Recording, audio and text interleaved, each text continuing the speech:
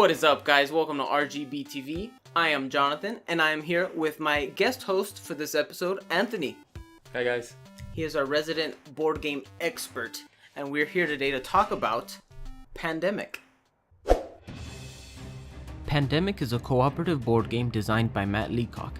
In this game, 4 deadly diseases break loose into the world. You and up to 4 friends have only one objective: discover the cures to these diseases and save the world. You each take a unique role within your disease-fighting team, which gives you special abilities that help you out in different ways, such as the medic being able to treat more diseases at a time. Players must work together and plan accordingly to win, but time is not on your side. With each turn that passes, more and more cities get infected, and outbreaks accelerate the rate at which the diseases spread. Do you and your team have what it takes to stop these diseases and prevent a worldwide pandemic? Pandemic is a great co-op game. It's a great game you should have in your first few games that you buy. And we're labeling it one of the starter set essentials. It's definitely one of the games you have to have in your collection. If you're gonna buy for the first time a cooperative game, let it be Pandemic. Alright, so essentially this game is all about teamwork.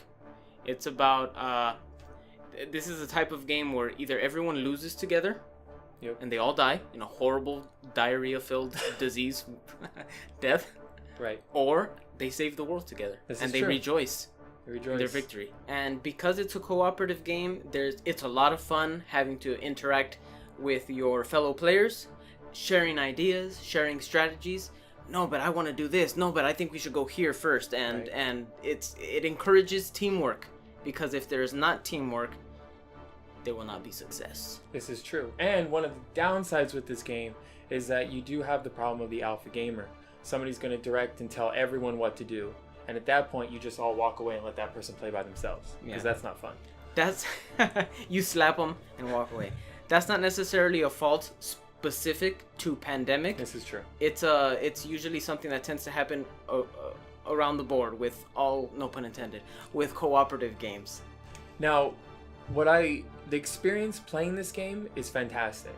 When you're playing your role and you're the scientist or you're the medic, you really start honing into your skill and what you're good at, and you really start working the board, working with the other players, and a lot of the roles do work together pretty well, and even if you don't have the medic, which is awesome, not in the game, you can still win and still do a great job and have a great experience. And sometimes it gets nail biter finish to the end where you're barely able to make it and you win the game, and you guys all jump up, you flip the table, especially if you're at Jonathan's house. Yes. Make him clean up and you just leave. And table flipping will happen often because this game is very difficult. This game will kick your butt the first few times. Once you start getting the hang of it and you get your communication down and your strategizing, then it will become easier. But it never becomes easier. This game is hard, but it's so satisfying to win. Yeah. And it's fun even losing together. It's a fun experience just playing it and cooperating in general. Now that'll take me to another downside I have of this game. While it is still fun, even if you do lose sometimes, it's not fun when you lose when it's completely random. There are games where you could play and you deal out the cards, and just the way the cards come up and just the way the board's situated that time, because the game is set up completely random, you can just lose 1 or 2 rounds in. And through no fault of your own, you guys couldn't have played any differently. Sometimes you can just lose. But the game tries to mitigate that, and it has you set up your cards in a certain way so that doesn't happen. But the randomness in the setup makes it so the game is different every time you play. So you have a different experience, and you're trying.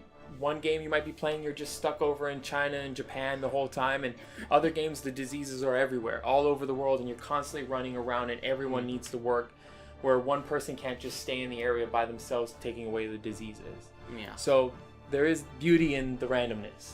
And what's great about it also is that you have a ton of expansions that are out for it already, so you can go slow, you can go fast, you can slowly buy into them, and the expansions actually add some pretty cool stuff. you have these cure markers instead of the base game came with these. These get upgraded when you buy the first expansion to the game. And they have real diseases in them. Now, because both Jonathan and I think that this game is essentials for your collection, Jonathan's going to do something very special for all his viewers.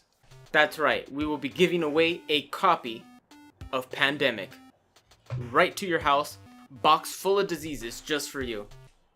So, what do you have to do to win a copy of Pandemic, you ask?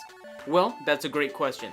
One of the fun things that a lot of players do when they play Pandemic is they give custom names to each of the diseases. The diseases do not come named, so people like to name them themselves.